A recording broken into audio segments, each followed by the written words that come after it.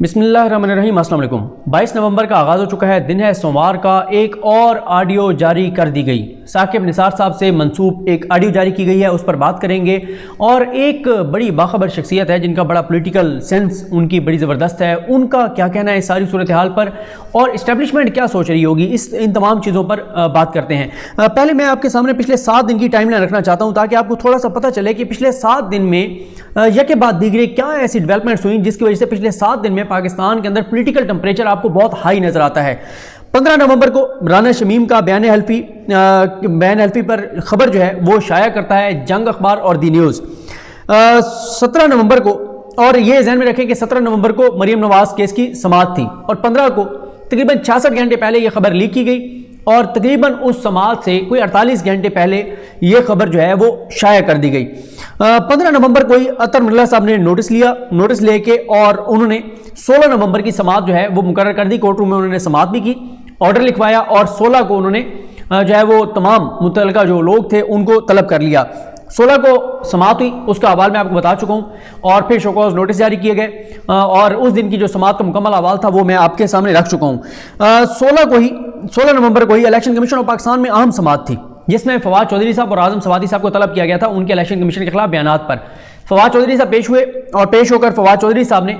माजरत कर ली। उन्होंने कहा जी मैं ये कागजी कार्रवाई में नहीं पढ़ना चाहता, जो मैंने कहा है मेरा मकसद वो नहीं था, इलेक्शन कमीशन की तहज़ीक नहीं था और मैं काबीना को रिप्रेजेंट करता हूँ और बहुत सारी बातें वो मेरी ज़ाती नहीं होती, वो हुकूमत का मौक़िफ़ होता है। तो फवाद साहब को उन्होंने कहा कि आप तहरीरी तौर पर अपना जवाब दे दें यही, और आज़म सवादी साहब क्योंकि पेश नहीं हुए, बताया गया कि अली ज़फ़र साहब और वो सेनेट का इजलास चल रहा है उधर हैं, तो 3 दिसंबर तक उनकी समाअत जो है वो मुलतवी कर दी गई। 17 नवंबर को मुश्तरका इजलास तलब किया गया। 17 नवंबर को मुश्तरका इजलास होता है, जॉइंट सेशन होता है। अपोजिशन को ज़बरदस्त झटका लगता है, धचका लगता है, अपोजिशन को शिकस्त होती है और वो अपोजिशन जो 17 नवंबर से पहले तक या 15 नवंबर तक 6 अक्टूबर से 15 नवंबर के दरमियान जिन्होंने ये पूरा तासुर बनाया था कि हुकूमत और फौज में लड़ाई हो गई है, एक पेज फट गया है और उन्होंने कहा था कि अब इमरान खान की हुकूमत को घर भेजा जा रहा है और नए वज़ीर-ए-आज़म के नाम डिस्कस होने लग गए। कॉन्फिडेंस उनका आसमान पर था, अर्श पर पहुंच चुकी थी अपोजिशन और 17 को इमरान खान साहब उनको अर्श से फर्श पर ले आए और बड़ी एक उनकी सूरत हाल उसके बाद देखने वाली थी। और उसके बाद उन्होंने फिर फौज पर हमले शुरू कर दिए कि फौज ने बंदे पूरे कराए हैं, फौज ने इत्तेहादियों को कहा है वरना इत्तेहादी भी नाराज थे और इनके अपने 22 लोग हमारे साथ राब्ते में थे। उसके बाद क्या होता है कि 17 नवंबर को ही मरियम नवाज साहबा के केस की समाअत होती है। अच्छा, उस समाअत का अहवाल मैं अभी तक आपके साथ शेयर नहीं कर सका क्योंकि वो बड़ी तफसील से उसके पॉइंट्स लिखने हैं। मैंने आपको बताना है किस किस चीज़ का नैब की जानिब से फौरी तौर पर जवाब नहीं दिया जा सका, क्यों नहीं दिया जा सका, उस पर बात करनी है। लेकिन उस समाअत के बाद मरियम साहबा काफ़ी खुश नज़र आती हैं और मरियम साहबा उसके बाद ट्वीट्स करती हैं। वो जो स्क्रीनशॉट थे जो उस वक्त रिमार्क्स जो बज़ाहिर उनके हक में आए थे उसके ऊपर मरियम साहबा जो है वो ट्वीट्स करती हैं। लेकिन उस दिन एक और डेवलपमेंट ये हुई थी कि मरियम साहबा ने और उनके वकला ने जो बयान हल्फी था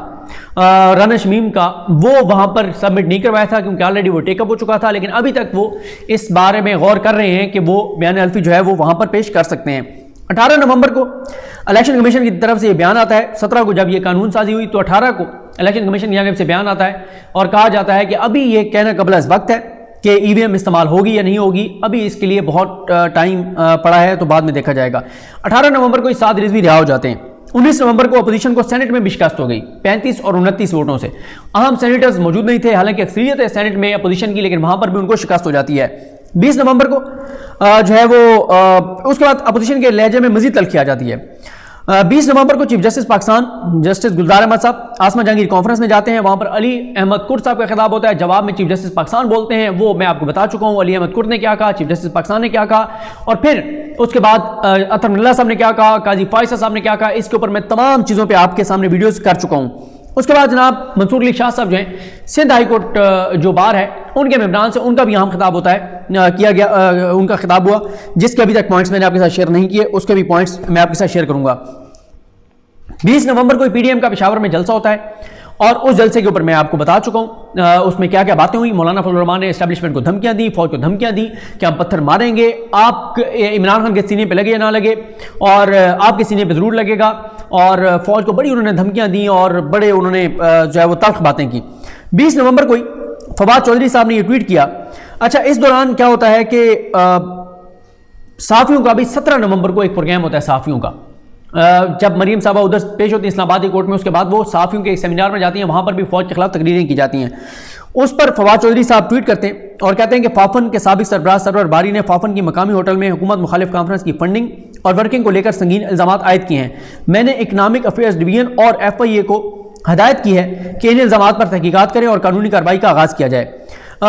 اسی دوران الیکشن کمیشن آف پاکستان کی بھی فنڈنگ کے اوپر سوالات اٹھتے ہیں، اس کے اوپر فہیم اختر صاحب نے ویڈیو کی ہے، میں ابھی تک اس پہ بات نہیں کر سکا کیونکہ اتنی ہیپننگز ہو رہی ہیں، ظاہر ہے ممکن نہیں ہوتا ہر چیز کے اوپر بات کرنا، لیکن فہیم اختر صاحب نے اس کے اوپر ویڈیو کی ہے جو الیکشن کمیشن کے اوپر سوالات اٹھ گئے ہیں کہ الیکشن کمیشن آف پاکستان غیر ملکی فنڈنگ لے رہا ہے۔ اس کے بعد 21 نومبر کو یعنی کل جو ابھی تاریخ گزری ہے، اس میں نواز شریف جو ہیں وہ آسما جہانگیر کانفرنس سے خطاب کرتے ہیں۔ خطاب سے پہلے ڈرامہ رچایا جاتا ہے کہ وہ جناب لائنیں کاٹ دی گئی ہیں، انٹرنیٹ کاٹ دیا گیا ہے، یہ کر دیا گیا ہے، وہ کر دیا گیا ہے، اور پھر ان کا جب خطاب ختم ہوتا ہے، ان کے خطاب کے چند منٹ بعد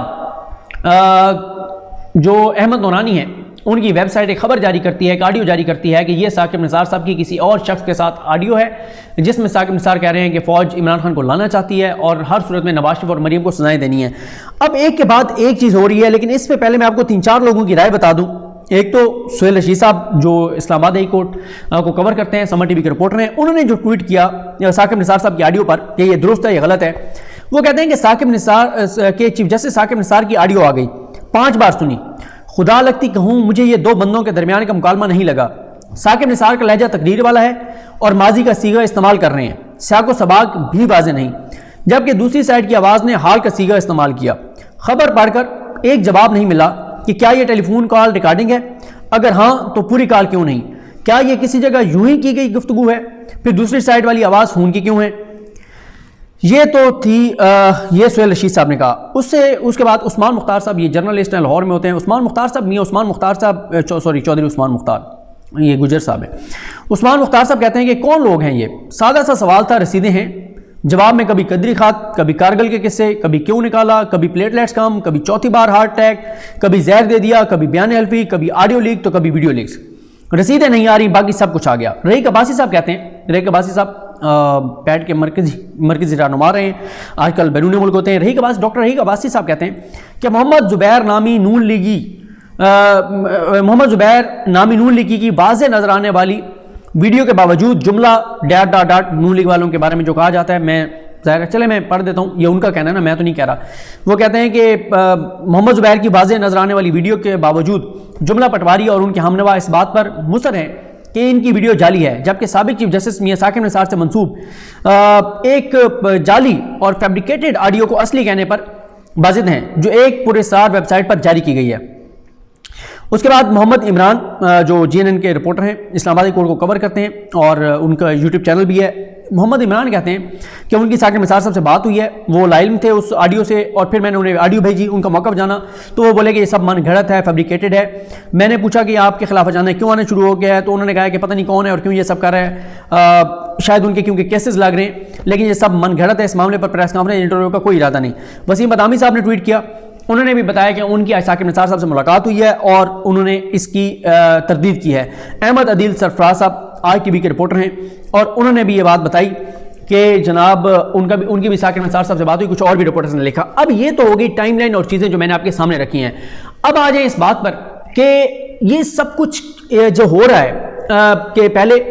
سپریم کورٹ کو ڈسکریڈٹ کیا گیا ثاقب نثار صاحب کو کہ وہ بیان حلفی لا کے، پھر اس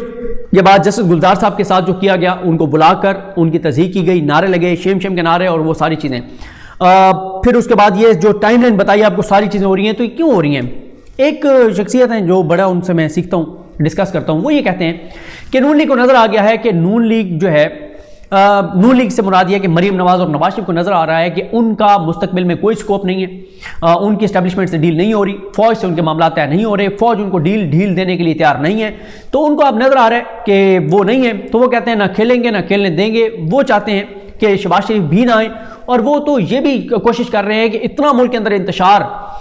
کی فضا بنا دی جائے کہ فوج جو ہے وہ ٹیک اوور کر لے، اور ان کو یہ سوٹ کرتا ہے کہ مارشل لا لگ جائے تاکہ انٹرنیشنلی ان کا جو ایجنڈا ہے پھر وہ پورا ہوگا، اور وہ انٹرنیشنلی اس کے اوپر کھیلیں گے کہ دیکھیں ہم تو پہلے کہتے تھے اور یہ دیکھیں اب تو فوج نے ٹیک اوور کر لیا، اور وہ یہ چاہتے ہیں۔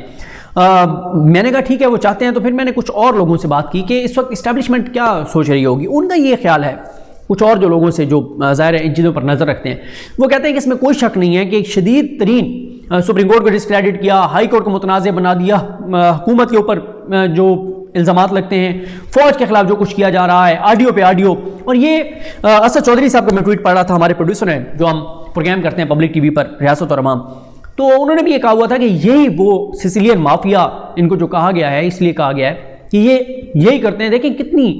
پلاننگ ہے کہ پرانی آڈیوز بنا بنا کے اور جاری کی جا رہی ہیں، سارا کچھ کیا جا رہا ہے. تو یہ ایک اس لیے ان کو سسیلین مافیا کہا گیا تھا. تو ان کا یہ کہنا تھا، کسی اور دوست سے بات ہوئی، وہ کہتے ہیں کہ ابھی گراؤنڈ کے اوپر نہ تو کوئی دھرنے ہو رہے ہیں، نہ ریلیاں ہو رہی ہیں، نہ احتجاج ہو رہے ہیں، نہ کوئی انتشار ہے، نہ کوئی فساد ہے.